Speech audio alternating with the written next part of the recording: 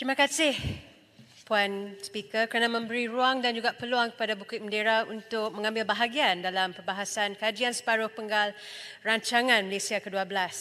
Jadi saya ingin menyentuhkan 5 perkara dan saya tanpa melengah masa, saya akan terus membagikan isu ataupun poin yang pertama.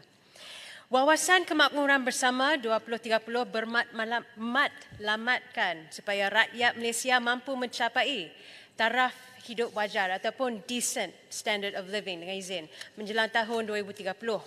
Jadi dengan fokus utama iaitu untuk menoktahkan kemiskinan, kerajaan memikul tanggungjawab untuk membantu semua lapisan masyarakat, khususnya golongan yang sering kali dipinggirkan. Jadi kita sedia maklum bahawa Malaysia secara rasmi dianggap sebagai negara menua kerana penduduk berumur 65 tahun ke atas dijangka mencecah 7.3% dalam tahun ini. Jadi menurut kajian Bank Dunia, menjelang tahun 2044, sekurang-kurangnya 14% daripada populasi dijangka berusia. Jadi dengan kumpulan umur ini dijangka melebihi 20% daripada populasi menjelang 2056, ia maka memberikan status super age nation dengan izin. Jadi penubuhan dan juga penambahbaikan pusat geriatrik amatlah dialu-alukan. Tetapi di sini saya ingin tegaskan bahawa penguatkuasaan dan kita perlu memastikan bahawa setiap kaki tangan, penjaga-penjaga dan juga pekerja bertauliah. Dan yang penting, perlu penuh dengan rasa empati. Jadi kerajaan madani juga perlu menoktahkan kes-kes dera yang seringkali berlaku di pusat jagaan warga emas dan saya juga ingin selitkan pusat jagaan kanak-kanak. Jadi dalam menjamin ekonomi saksama dan yang mampu menambah baikkan kualiti kehidupan semua, kita perlu memberi fokus yang lebih mendalam dalam arti kata kepelbagaian dan inklusif. Jadi Puan Speaker, isu yang kedua.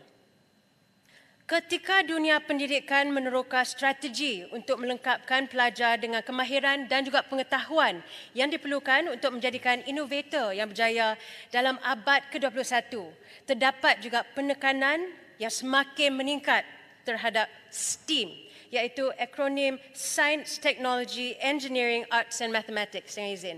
Jadi bezanya ialah seni disertakan untuk mencetuskan imajinasi dan juga kreativiti dengan cara yang selaras dengan pembelajaran STEM. Jadi mengapa STEAM sangat penting?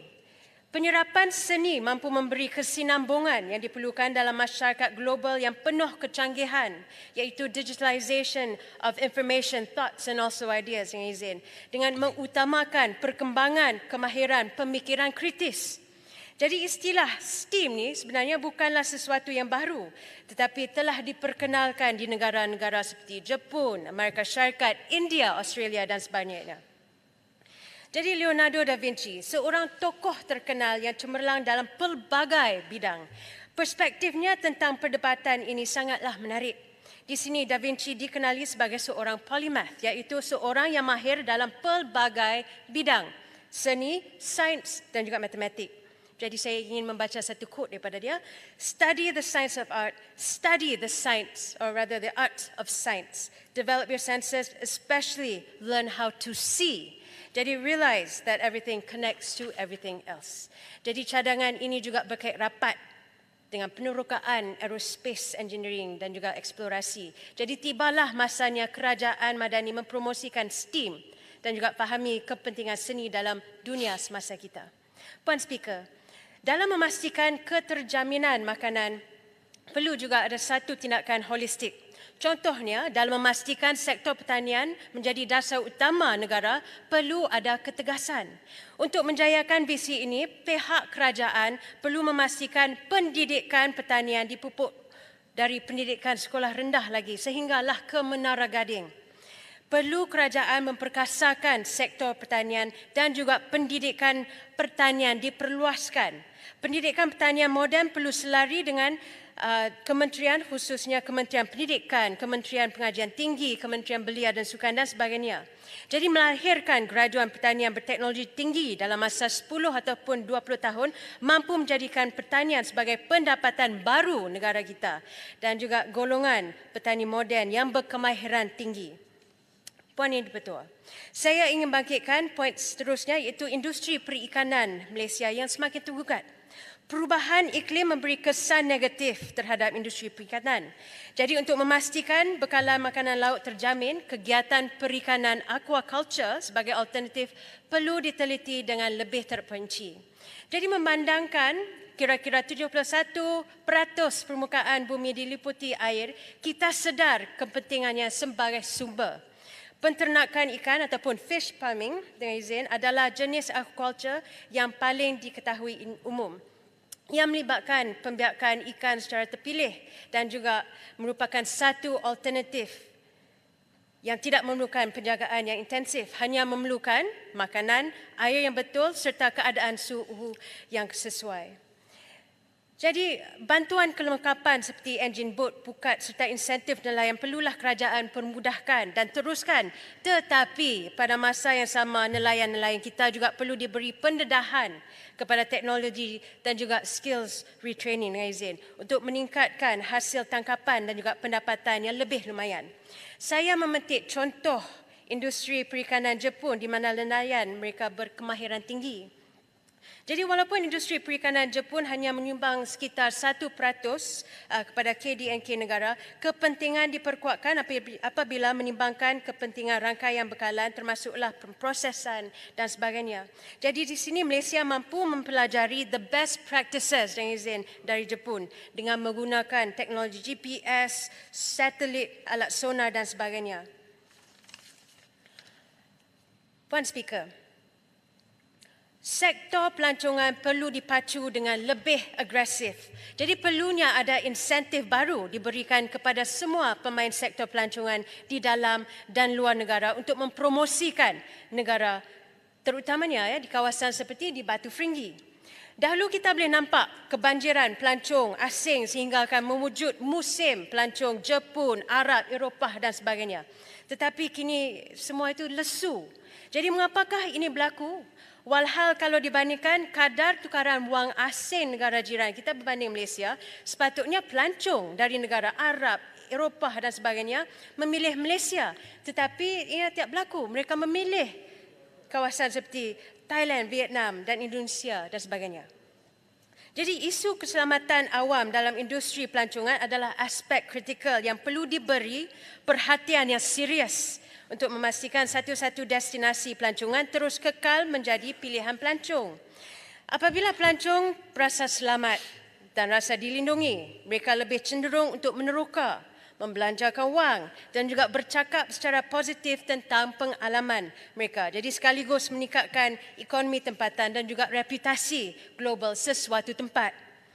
Memastikan dengan adanya kehadiran polis, ruang awam yang terang dan juga perkhidmatan kecemasan seperti pembekalan AED yang senang diakses adalah beberapa cara yang dapat memastikan persekitaran itu selamat.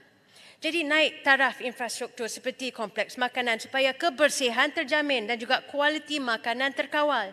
Ruang pejalan kaki yang sesuai dan selamat. Contohnya di Batu Ferringhi serba kekurangan. Ada yang menjadikan ia tak selamat. Penjalan-penjalan kaki kena berkongsi ruang yang sempit dengan motor, lori dan sebagainya. Jadi baikilah sistem pengangkutan awam dan juga kemudahan lain di sekitar kawasan tumpuan pelancongan. Accessibility dan juga kemudahan untuk bergerak adalah salah satu faktor yang mampu memberi pengalaman yang indah bagi pelancong-pelancong domestik dan juga antarabangsa. Puan Speaker, poin yang terakhir yang ingin saya sentuhkan adalah mengenai isu perumahan. Perumahan seperti pendidikan dan juga penjagaan kesihatan adalah hak asasi yang tidak boleh dipandang ringan sama sekali. Perumahan kepada rakyat membabitkan agensi kerajaan persekutuan iaitu perlu dirancang dan dilaksanakan untuk memastikan bahawa keperluan semasa penduduk populasi diambil kira. Jadi jangan hanya fokus membina rumah yang tidak mampu dimiliki oleh rakyat tempatan, tetapi dalam dasar pelan perancangan, pembangunan perumahan juga perlu dikaji semula. Di sini pihak pelaksana perlu melaksanakan dahulu rumah ganti rumah. Rumah LMC ataupun LC dapat dilaksanakan dahulu sebelum dibina-bina rumah komersial. Puan Speaker, saya minta izin tambah masa sikit untuk landing. 1 minit sahaja. Terima kasih. Cepat. Jadi contohnya pelan pemajuan pembangunan Tanjung Tok Kong oleh agensi persetujuannya iaitu UDA yang telah lama tertangguh, dan ada juga beberapa isu yang berkait rapat dengan isu perumahan sedia ada yang semakin uzur.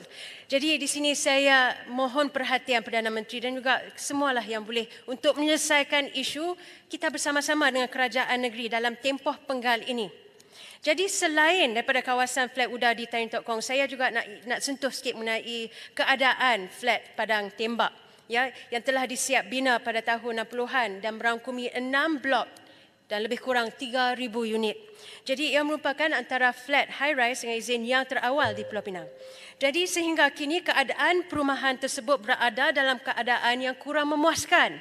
Masalah pembersihan, penyelenggaraan tangki-tangki air, lift yang rosak, ia semua memudaratkan kualiti kehidupan penduduk-penduduk yang terdiri daripada pelbagai kaum di sana.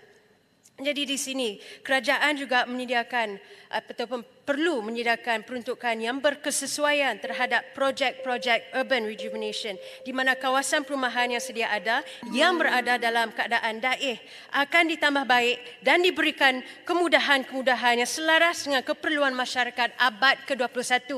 Jadi saya harap poin-poin yang telah saya bangkitkan dapat dipertimbangkan agar kualiti kehidupan semua rakyat terbelah dan permekasaan ekonomi, kemampanan alam sekitar serta perekasayaan sosial diberi penumpuan yang lebih fokus. Terima kasih.